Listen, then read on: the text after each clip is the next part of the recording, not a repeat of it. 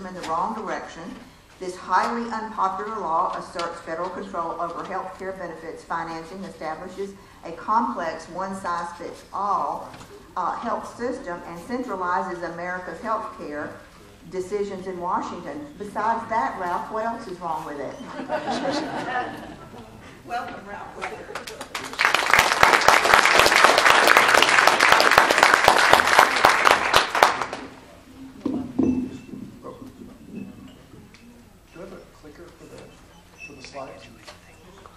Just let you know? Okay. Okay. Thank you, Bobby, very much for that introduction, and good morning. I'm very honored to be here today. I have about a 3.5-hour presentation because that's how long it takes to read this, but I've shortened it to 25 minutes, so I'm going to go through it rather quickly and touch on some of the key highlights. And I'm just going to jump through it really quickly. The MediCrats are the bureaucrats that want to rule your health. But let's start with where I came from and why I'm here today. I left Canada 6.5 years ago because my wife was crippled by a 2.5-year wait for surgery, and my son was hit by a car. His head went through the windshield, and he waited 3 hours for an x-ray, never got a CT scan because of rationing. So I left Canada because I said, this is not worth my health anymore. And I was engaged in healthcare policy and finance in Canada at that time. I left Canada and moved to California, and I became very engaged in the healthcare debate, and it got to the point where liberals would not debate me. Not that I'm a mean person or a name caller, they couldn't stand the truth. I worked on Rudy Giuliani's campaign, I wrote his healthcare policy, and then a year ago, when it became apparent that Jerry, what's his name, Moonbeam would become governor, I loaded up the truck and I moved to Tennessee.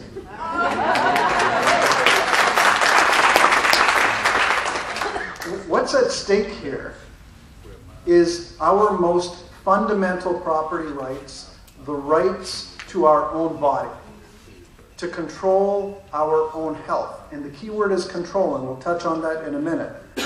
Are you ready for politicians to move in and regulate your health? I've been there. I've been in Canada. Canada is one of 2 countries on the planet that has a true single-payer system where it's illegal to pay a doctor for care. The other one, by the way, is North Korea, so they're in really good company. With Obamacare, 68% of Americans will have a government subsidized, and we know there's no such thing as government money, subsidized plan. And in Canada, they will tell you that since the government pays for your health care, guess what? They own your organs. Okay? I'm not talking only mandatory organ donation. Prime Minister of Canada needs a kidney and you're a match, Bobby. Guess what? You got 2. You know what I mean? It's scary. It's scary. Of course, also in Canada, if your government does something, if the doctor does something the government tells them, you can't sue them. You've got no recourse. The government works for the doctor, the doctor works for the government. Now, something happened to me. I had an epiphany at one point in time that really influenced me. I was driving down the road, and this lady was going the other way, and she shouted, "Pig!" So I shouted some things back, which I can't repeat in this company. And then when I came around the corner, what did I see? A pig.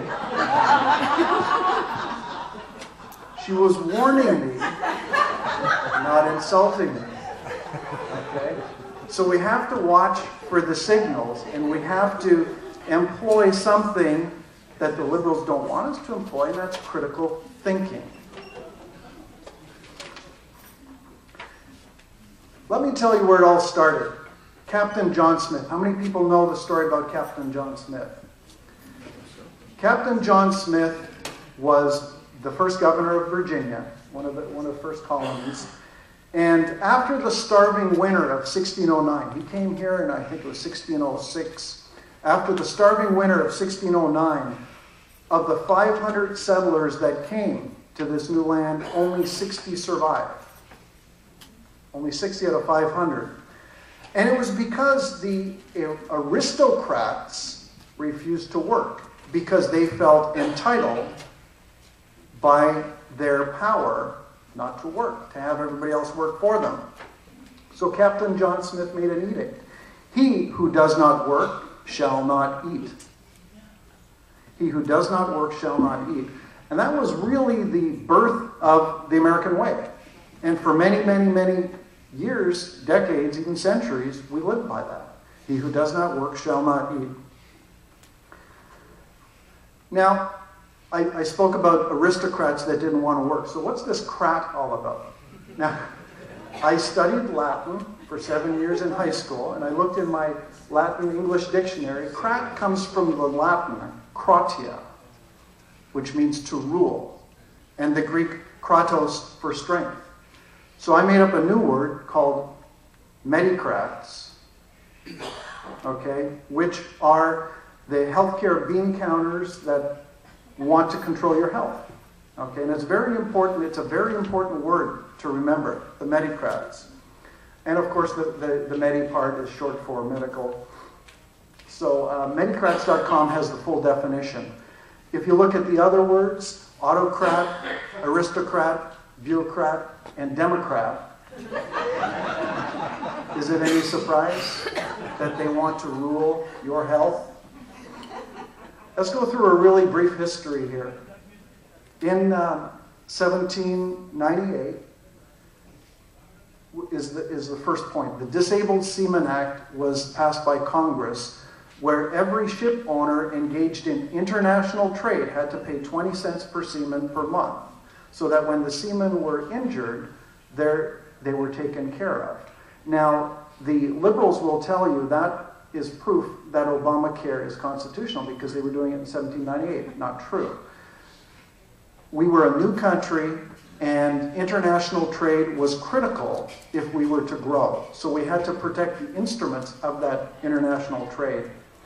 In 1869, the Supreme Court ruled that insurance could not be regulated under the Commerce Clause.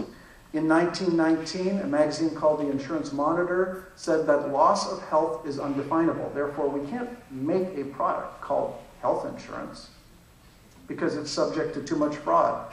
1929, the American Hospital Association created Blue Cross.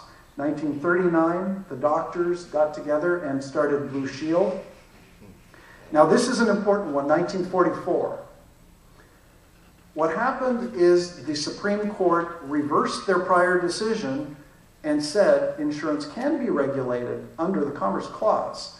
In 1869, they said insurance is not an act of trade. It can't be shipped, it can't be packaged, it can't be bartered, it can't be shipped across state lines. They reversed that. There was such a revolt against Congress that the very next year, 1945, they passed the Mccarran Ferguson Act. This is important. Mccarran Ferguson Act basically gave the states the right to regulate insurance. That act has not been struck down to this day. That act still stands. That act says it's the state's jobs to regulate insurance. So the federal government has no right setting up healthcare exchanges, regulating insurance in any fashion. There is no federal Department of Insurance. There are 50 state departments of insurance, but there's no federal department. So the Mccarran-Ferguson Act is very important. Of course, in 1954, the IRS made health plans tax deductible, and that caused the big inflation because it cost $100 to buy $100 worth of health insurance, whereas if you pay $100 worth of salary, you have to add all the payroll taxes. So you only get about 50 cents on the dollar. 1965, of course, the disastrous Medicare-Medicaid Act. In 73, the HMO Act. And then finally, in 2010, Obamacare, or PACA. When we talk about healthcare reform, nobody really defines what is healthcare. Is it health insurance? Is it medical care? Nobody really ever defines that. We look at several things. Does it mean, the finance? Let's look at what happened when we tried to reform housing finance and we made Mortgage is really, really cheap. 2.99% below normal. What happened to the housing market? Okay? You try to beat up on the financing mechanism instead of the underlying asset that it's buying, you're going to have disastrous consequences. The leading indicators of that are medical tourism. We're starting to ship our patients overseas. The thing that we do best in this country is medical care. I don't care what the WHO says about being next after Costa Rica. Nobody can touch our medical care. That's why prime ministers and princes and sheikhs from all across the world come here. Okay? Michael Moore's the only one that goes to Cuba for care. Let him go. Let him stay. Okay? Now, look at the symptoms. What are the symptoms that we need health care reform? There's a lot of people that don't have insurance. Okay, that's a symptom. It's caused by a problem. The problem is health care is expensive. Okay, that's the problem. What is the cause of that problem? The cause of the problem, health care is expensive because medical care is expensive. Why is medical care expensive? Because it's based on price fixing. We're going to talk a little bit later on, if I can get through this quick enough, about some solutions. So I'm going to touch really briefly on some myths. Okay, the first one is that Medicare admin costs are lower. You'll hear this all the time, completely incorrect. They'll say Medicare only is 5% admin, insurance is 12%. Admin, that part is true. However, the 5% represents about $538. The 12% represents $468. So when they say it's 5% versus 12, ask them how many dollars does it cost to administer each policy each month. They won't know. Life expectancy in the U.S. is low, so therefore our health care isn't effective. That's what they'll say. Infant mortality in the U.S. is high. Well, in some countries, you're not considered a live birth for 3 months. In some countries, it's 24 hours. In Switzerland, you have to be 30 centimeters long. In some countries, you have to say, "I comrade," before you're considered a live birth. So the measures are not uniform. Insurance companies want to lower the cost. This is another myth. They don't want to lower the cost. Not at all. As a matter of fact, they can't under Obamacare. They're prohibited to. Medical care is cheaper after insurance discounts. That's another myth. Electronic medical records streamline medicine. No, they just streamline getting your health data to Washington and increase the chances of medical theft, medical identity theft. Another myth, buying insurance across state lines will save money. That's kind of a semi-myth. There's a tiny little bit of validity because some states have fewer mandates. The problem is if you buy a plan in Shreveport, Louisiana, and use it in Manhattan or San Francisco, it's going to trend up based on the cost of care. Okay? What you have to do is you have to get medical care across state lines because in some states, a procedure that's done in the hospital in your home state might be an office procedure in another. So buying medical care across state lines will save money, not health insurance. And the biggest myth of all is health insurance is not health care. And anybody who's ever lived in Canada knows that. 96% of Canadians are covered. There's only 4% uninsured, but access is not there. Now, when you think about insurance, what kind of insurance do you buy with the sole intent of using? When you get life insurance, house insurance, car insurance, do you go home and say, let's see how I can use this? No. You put it in your filing cabinet and you hope you never have to file a claim. Insurance company collects relatively small premium for years and years and years and years and years. They make a tiny bit of interest for years and years and years. So you might have paid $20,000 in premium into a policy that has a $100,000 payout. So your money actually multiplies. With health insurance, it's the opposite. Your money shrinks. Health insurance premiums, they don't have time to earn interest. Because under Obamacare, there's a medical loss ratio requirement that says the insurance company has to spend 80% of your premium that year. And if it has to spend 80% that year, it has to spend 100% by, maybe the middle of February. So they only have about 13, 14 months to spend all your money. That's not enough time to earn interest. Okay? However, the medical loss ratio also says they have to spend 80%, but they can book 20% in expenses, taxes, profits, etc. So every time they get you to go to the doctor and spend $100, they book $20. So they can't make the interest. So the interest is getting more utilization. The more you use it, the more they make. Life insurance is the opposite. So it's not really insurance. And we just talked about the medical loss ratio. Now, a frequent question that I'm asked is, why did so many people speak out against Hillary Care when so many people are backing Obamacare? Well, very simply, it's the difference of one simple word. Obamacare is based on fascism, and Hillary Care is based on socialism. Very simple. Hillary Care, it was government-owned means.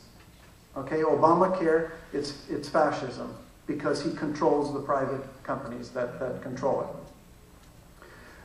Okay, here we go. Let's talk about the winners and losers. Okay, and this will show you how it's a fascist system. The losers, we've got this backwards, that's okay. The losers, unfortunately, are independent doctors, seniors, $500 billion from Medicare, patients, physician-owned hospitals, the U.S. economy, and liberty. Who are the winners? The AMA, AARP, guess what? $500 billion from Medicare, they get to sell more of their gap policies. Why else would they endorse it? Big Pharma, they got a big victory. No more over-the-counter drugs covered under, HSAs and HRAs. Big hospitals, because they got the physician-owned hospitals disqualified from Medicare unless they were certified prior to September 23rd last year. Big insurance, big health insurance companies, they're a big winner. Everybody's going to be forced to buy insurance, and they're going to be incentivized to increase their premium. Big government, of course, and political appointees. Those are the winners. And that's how fascism works. You pick your winners and losers in advance, and then the winners reinforce it. So how do we fight against Obamacare? There's a lot of things that we can do, and the first thing is lawsuits. The state lawsuits, the organizations such as the Association of American Physicians and Surgeons, putting in lawsuits. 10th Amendment initiatives, including the Mccarran Ferguson Act. Do the right thing regardless of the tax penalties. Just because they say you have to have a plan with a $2,000 deductible, keep your $10,000 deductible. Pay the fine on your tax return. It's still going to be more cost effective. Mccarran Ferguson, we spoke about 10th Amendment rights. These are really, really important. Really important. State healthcare freedom acts are also important. And there's also some faith-based groups that have exemptions to Obamacare that are medical cost sharing. You have to check them out closely before you make a choice, but these are also good choices. Well, one of the things that is going to be streamlined, the AMA, who used to get paid $66 million a year to manage CPT codes, has invented a new system. And here's the short manual. It's called the ICD-10 code. 7,800 CPT codes, Catherine, you know this, is changing to 140,000 ICD-10 codes. Where is that efficient? There's 29 codes for injuries from a chicken. 29 codes for injury, and I know that because I'm just building a chicken coop on my land. It depends if he pecks you or hits you with his head or jumps on your foot. Crazy. They're going to force small independent doctors out of business. The other one that we spoke about really quickly, I'll jump through, this is the IPAB, Independent Payment Advisory Board, 15 political appointees who will act like union bosses and set the work rules. Okay, these are the MediCrats that will decide if Granny gets her care, as the Democrats like to say. And they will do the shakedown. Okay. Now, let's move on to the solutions, because we always hear about the problems and repeal Obamacare. We don't hear about the solutions. Let's talk about some solutions that really work. Is anybody in this room engaged in business or free market operations? Anybody at all? Okay. No, not really. Okay. One of the things in business is transparency. You know what they say about Not having prices on a restaurant menu, right? If there's no prices, you can't afford it. Where are prices in healthcare? Where is transparency? There's none. They don't want it. They don't want it. It used to be that when we went to a car lot to buy a car, there would be a sticker that said $12,000, okay? And we could haggle them down a bit. But now, you can't even see that. You see $499 a month. How much does the car cost? Who knows? $499 a month. Well, I want to buy a Lexus. Okay, $499 a month for 10 years. I want to buy a Mercedes. Okay, $499 for 15 years. Okay? They totally hide the cost of the asset. Okay? Easy monthly payments. That's how healthcare is priced. The other thing, competition.